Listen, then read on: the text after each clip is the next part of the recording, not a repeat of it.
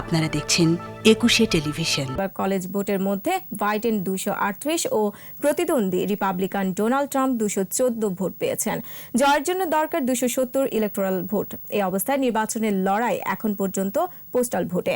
এই ইস্যুতে এরই মধ্যে আইনি চ্যালেঞ্জে সুপ্রিম কোর্টে যাওয়ার হুমকি দিয়েছেন ট্রাম্প, আর সমর্থকদের ধৈর্য ধরতে বলেছেন বাইডেন। রিপোর্ট দুলি মল্লিকের। মার্কিন প্রেসিডেন্ট নির্বাচনে ভোটের ফলাফল প্রকাশ হচ্ছে। ডেমোক্র্যাট জো বাইডেন ও রিপাবলিকান ডোনাল্ড ট্রাম্প দুজনের ঘরেই বাড়ছে ইলেকটোরাল ভোটের সংখ্যা। তবে হোয়াইট হাউস জয়ে প্রয়োজনীয় সংখ্যক ভোট এখনো কেউ অর্জন করতে পারেননি। ফলাফল বলছে California, new York, Washington, Colorado সহ প্রায় ১৭টি অঙ্গরাজ্যের জয় নিয়ে এগিয়ে বাইডেন। সুইং স্টেটগুলোর মধ্যে কেবলমাত্র অ্যারিজোনায় জয় পেয়েছেন তিনি। ডেলাওয়ারের উইলমিংটনে সমর্থকদের ভোট গণনা শেষ না হওয়া পর্যন্ত ধৈর্য ধরে অপেক্ষা করার আহ্বান জানান Biden. Every time I walk out of my grandpa's house up in Scranton, he'd yell, "Joey, keep the faith." And my grandma, when she was alive, yelled, "No, Joey, spread it. Keep the faith, guys. We're going to win this." Thank you, thank you, thank you.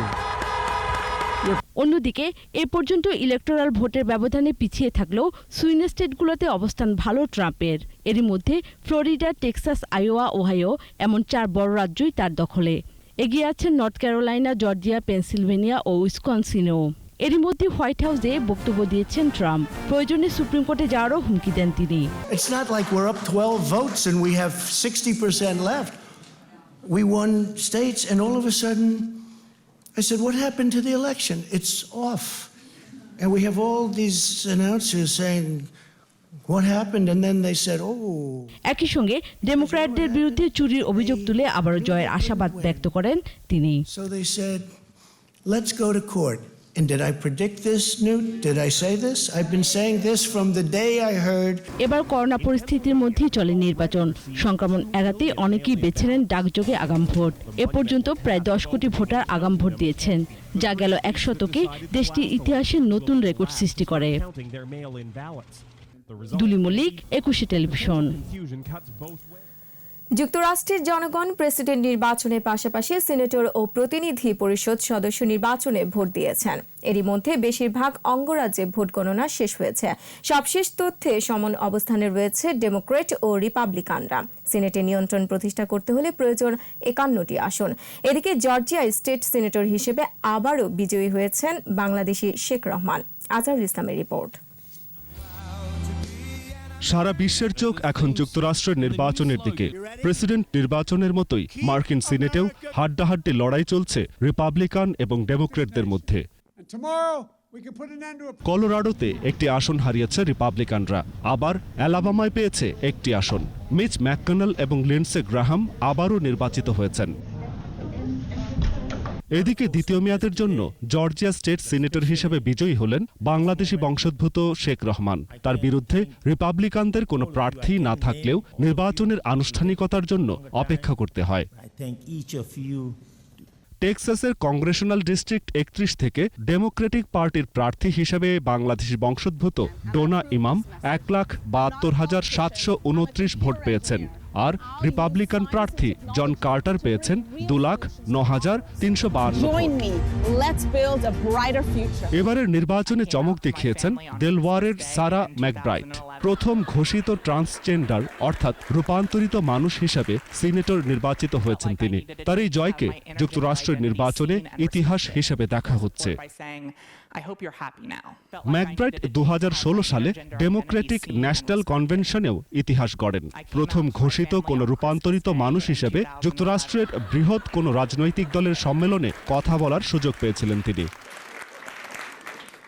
এদিকে মূল নির্বাচনের পাশাপাশি আরও কিছু স্থানীয় পদেও vote গ্রহণ হয়। Pennsylvania থেকে স্টেট অডিটর জেনারেল পদে ডক্টর নিনা আহমেদ পেয়েছেন ৮,১৮,০০০ ভোট।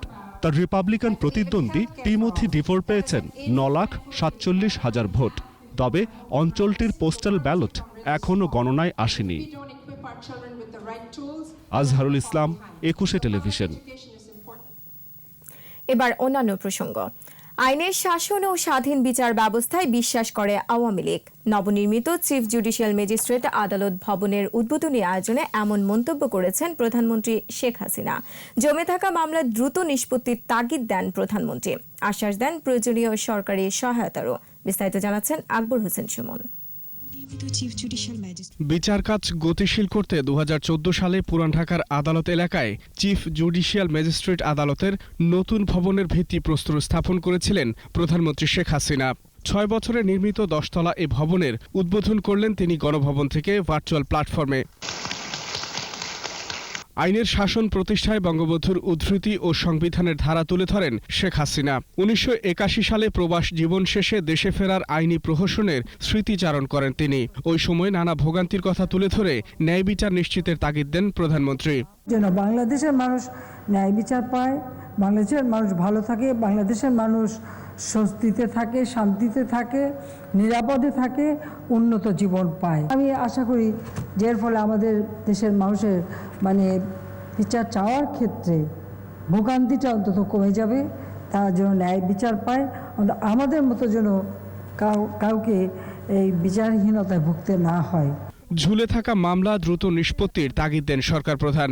জুন 2020 পর্যন্ত দেশের বিভিন্ন আদালত সমূহে 37,94,908টা মামলা বিচারাধীন আছে।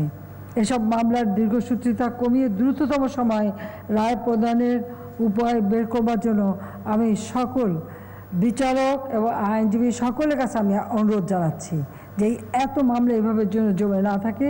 পরামর্শ দেন প্রয়োজনে কারাগারে কোর্ট কিংবা ভার্চুয়াল ব্যবস্থায় বিচার কার্য পরিচালনার। ভার্চুয়াল কোর্ট যাতে বসতে পারে তার আদালত ভবনও আমরা করে দিয়েছিলাম, যে ওইসব আসামিদের আর টানা হেঁচড়া করতে হবে না, ওখানেই তাদের বসানো যাবে।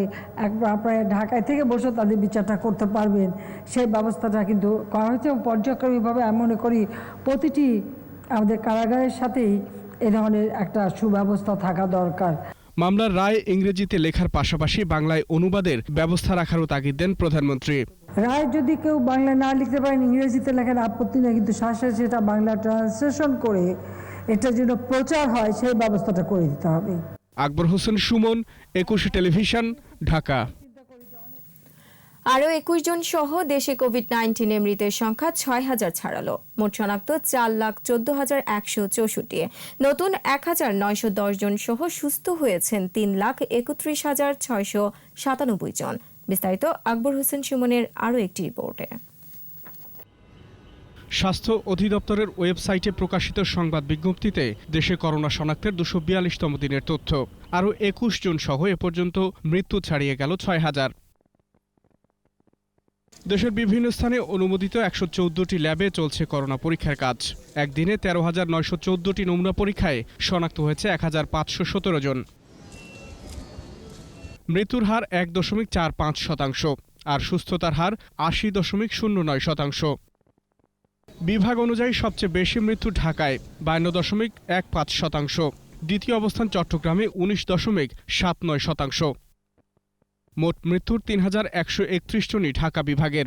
বয়সভেদে সবচেয়ে বেশি প্রাণহানি ঘটেছে 60ঊর্ধ্ব ব্যক্তিদের, এর সংখ্যা 3,000-এর বেশি। প্রাণহানিতে পুরুষের সংখ্যা বেশি, 76.97%, আর নারীর ক্ষেত্রে এর হার 23.03%।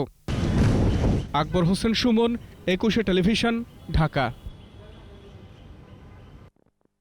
পর্যায়ে একটা বিরতি নিচ্ছে। স্বাস্থ্যবিধি মেনে চলুন, সুস্থ থাকুন। যখন ফিরছি তখন অন্যান্য খবরের সঙ্গে আরো থাকবে।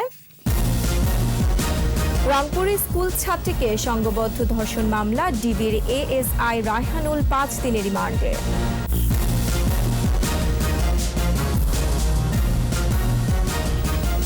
বিরতির পর আবার আমন্ত্রণ রাতের 21 সংবাদে। আওয়ামী লীগের সাধারণ সম্পাদক ওবায়দুল কাদের বলেছেন, দেশে এই মুহূর্তে কোনো রাজনৈতিক সংকট নেই, সংকট চলছে বিএনপির রাজনীতিতে। সরকারি বাসভবন থেকে ব্রিফিংয়ে আবার অভিযোগ করলেন মুক্তিযুদ্ধের ইতিহাস বিকৃতির জনক বিএনপি। এদেশে স্বাধীনতা যার নেতৃত্বে এসছে, মুক্তিযুদ্ধের মহানায়ককে হত্যার সরাসরি বেনিফিশিয়ারি হচ্ছে আজকের বিএনপি। তারা মুক্তিযুদ্ধের ইতিহাস বিকৃতির জনক। হত্যা কিংবা স্পর্শকাতর অনুভূতিতে আঘাত দেয়া বাংলাদেশ সমর্থন করে না। জানিয়েছেন পররাষ্ট্রমন্ত্রী A.K. আব্দুল মোমেন। পররাষ্ট্র মন্ত্রণালয়ে বাংলাদেশে চলমান ফ্রান্স বিরোধী বিক্ষোভ, যুক্তরাষ্ট্রের নির্বাচন সহ বিভিন্ন বিষয়ে কথা বলেন পররাষ্ট্রমন্ত্রী। বলেন, ফ্রান্স বিরোধী বিক্ষোভ দেশটির সঙ্গে দ্বিপক্ষীয় সম্পর্কে কোনো প্রভাব ফেলবে না। কেউ কেউ দূতাবাস বন্ধ করা সহ কিছু দাবি করলেও ধর্ম ও ব্যবসা এক করে দেখা ঠিক হবে না বলে মন্তব্য করেন পররাষ্ট্রমন্ত্রী।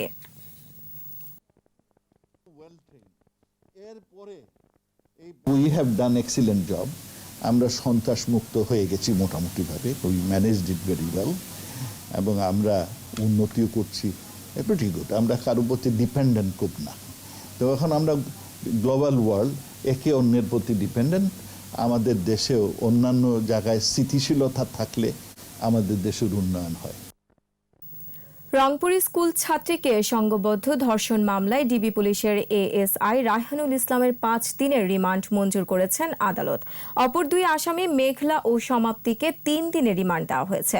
আলী হায়দার রনি ক্যামেরায় রংপুর বিভাগীয় প্রতিনিধি লিয়াকত আলী বাদলের রিপোর্ট, জানাচ্ছেন সমর ইসলাম।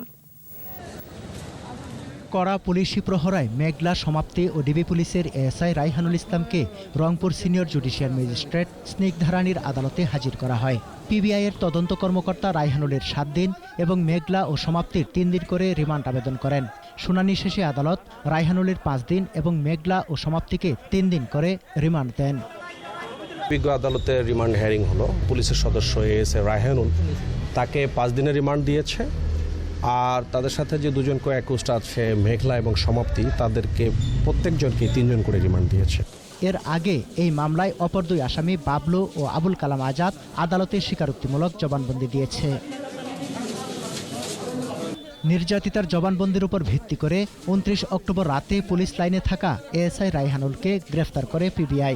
পরদিন রায়হানুল, মেঘলা ও সমাপ্তিকে আদালতে হাজির করে রিমান্ড আবেদন করলে আদালত 4 নভেম্বর শুনানির দিন ধার্য করেন। প্রেমের ফাঁদে ফেলে ডিবি পুলিশের ASI রায়হানুল 9ম শ্রেণীর ওই স্কুল ছাত্রীকে মেঘলার ভাড়া বাড়িতে ডেকে নিয়ে সংঘবদ্ধ ধর্ষণ করে। এ ঘটনায় রায়হানুলকে প্রধান আসামি করে 5 জনের নামে হারাগাছ থানায় মামলা হয়। সমর ইসলাম, 21 টেলিভিশন। লালমনিরহাটে বুড়িমারিতে পিটিয়ে ও পুড়িয়ে হত্যা মামলায় গ্রেফতার 4 জনকে কারাগারে এবং 1 জনকে শিশু সংশোধন কেন্দ্রে পাঠানোর নির্দেশ দিয়েছেন আদালত। দুপুরে গ্রেফতার 5 আসামিকে Lalmonirhat senior judicial magistrate Ferdousi বেগমের আদালতে হাজির করা হয়। রাষ্ট্রপক্ষ 1 জনের রিমান্ড আবেদন করেন। আদালত রিমান্ড শুনানির জন্য বৃহস্পতিবার দিন ধার্য করে 4 জনকে কারাগারে এবং 1 শিশুকে সংশোধন কেন্দ্রে পাঠানোর নির্দেশ দেন। মঙ্গলবার রাতে পাটগ্রাম উপজেলার বুড়িমারির বিভিন্ন এলাকা থেকে তাদের গ্রেফতার করা হয়। এ নিয়ে এই মামলায় 21 জনকে গ্রেফতার করা হলো। আবার নিচ্ছি বিরতি। স্বাস্থ্যবিধি মেনে চলুন, সুস্থ থাকুন। যখন ফিরছি তখন অন্যান্য খবরের সঙ্গে আরও থাকবে। নিষেধাজ্ঞা থেকে ফিরেই আবারও বিশ্বসেরা অলরাউন্ডার সাকিব আল হাসান।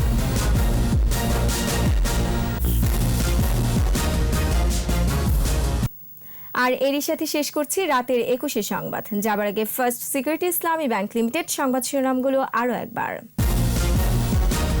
মার্কিন নির্বাচনে ট্রাম্প বাইডেন তুমুল প্রতিদ্বন্দ্বিতা, জয়ের আশা 2 প্রার্থীরই, আদালতে যাওয়ার হুমকি রিপাবলিকানদের। সিনেটেও হাড্ডাহাড্ডির লড়াই, ফের নির্বাচিত বাংলাদেশি বংশোদ্ভূত শেখ রহমান। আইনের শাসন ও স্বাধীন বিচার ব্যবস্থায় বিশ্বাসী আওয়ামী লীগ, বললেন প্রধানমন্ত্রী, জমে থাকা মামলা নিষ্পত্তির তাগিদ। সংক্রমণে 8 মাসে করোনায় মৃত্যু 6,000 ছাড়ালো, মোট শনাক্ত 4,14,000।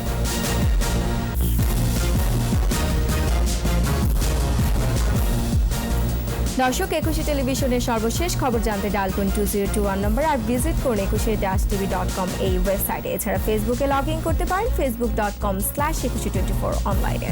21-এর খবর দেখুন, 21-এর সাথেই থাকুন। স্বাস্থ্যবিধি মেনে চলুন, সুস্থ থাকুন।